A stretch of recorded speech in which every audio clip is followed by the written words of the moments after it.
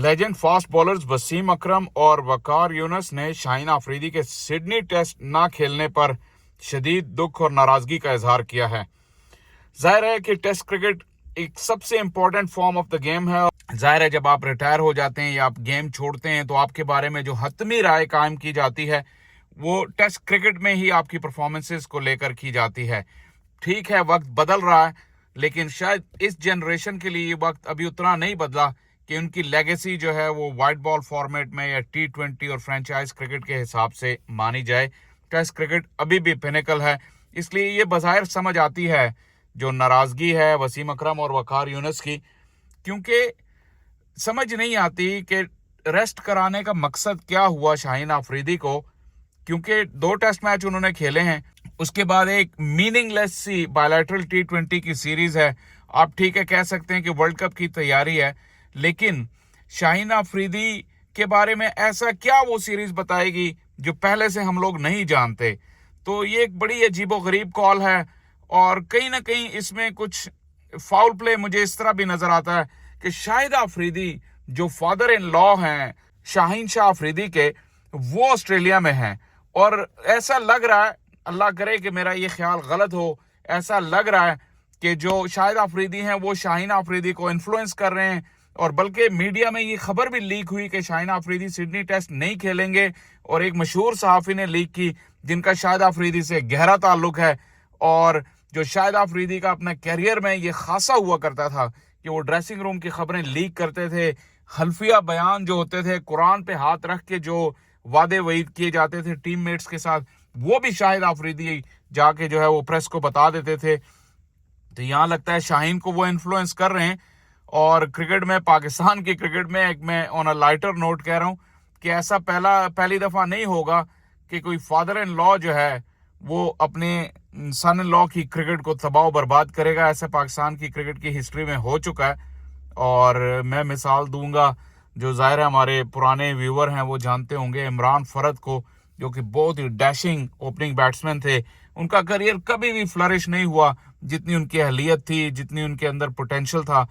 क्योंकि जिस तरह की पॉलिटिक्स जो है उनके father in law Mohammad Ilyas जो फॉर्मर चीफ सेलेक्टर थे वो खेलते थे और उन्होंने इमरान के लिए आसानियों के बजाय मुसीबतें खड़ी की। ये एक अलहदा टॉपिक है, इस पर किसी और वक्त बात करेंगे। और शाहीन अफरीदी के इस फैसले के मुतालिक कहीं ना कहीं रूमर्स हैं कि जो उनकी फ्रेंचाइज है लाहौर कलंदर्स, वो भी इन्फ्लुएंस कर रही है उनके इस फैसले को, और ख़ास तौर पे उनके हेड कोच जो हैं आकिब जावेद, जो खुद एक बहुत ही कंट्रोवर्शियल फिगर रहे हैं और गाहे बगाहे वो इस तरह की हरकतें करते हैं जिससे उनका मीडिया में नाम चलता है, लेकिन not for the right reasons. उनकी अपनी कोई शोहरत जो है वो इतनी ज़्यादा स्ट्रेटिजिस्ट या विजन वाले इंसान की नहीं है।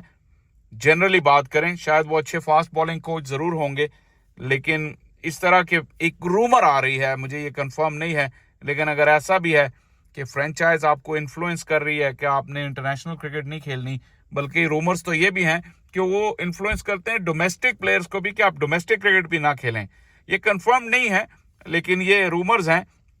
PCB will need to really come hard on this. बात फिर वही आएगी कि यहाँ पे PCB की लीडरशिप का भी टेस्ट था,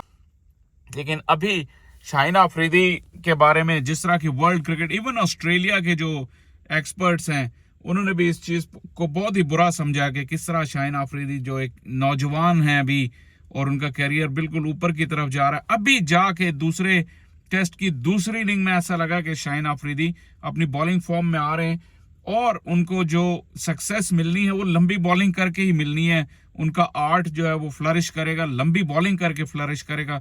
लेकिन किसी के मशवरे में आके या जो भी ये डिसीजन हुआ है, ये ना सिर्फ मुझे लगता है कि लॉन्ग टर्म शाहीन के लिए भी अच्छा नहीं है, पाकिस्तान के लिए भी अच्छा नहीं है, ओवरऑल क्रिकेट के लिए भी अच्छा नहीं है कि आप टेस्ट मैचेस को, और वो भी सिडनी टेस्ट मैच जैसा आइकॉनिक टेस्ट मैच आप मिस करें, जो कि आपको अब नहीं मालूम कि अगले 4, 6, 8 साल बाद कब दोबारा खेलने का मौका मिलेगा। और अगर आप ऑस्ट्रेलिया जैसी टीम को के खिलाफ अपने आप को टेस्ट करना नहीं चाहते, क्योंकि जब आप ऑस्ट्रेलिया के खिलाफ अच्छा करेंगे तभी तो आपको दुनिया मानेगी,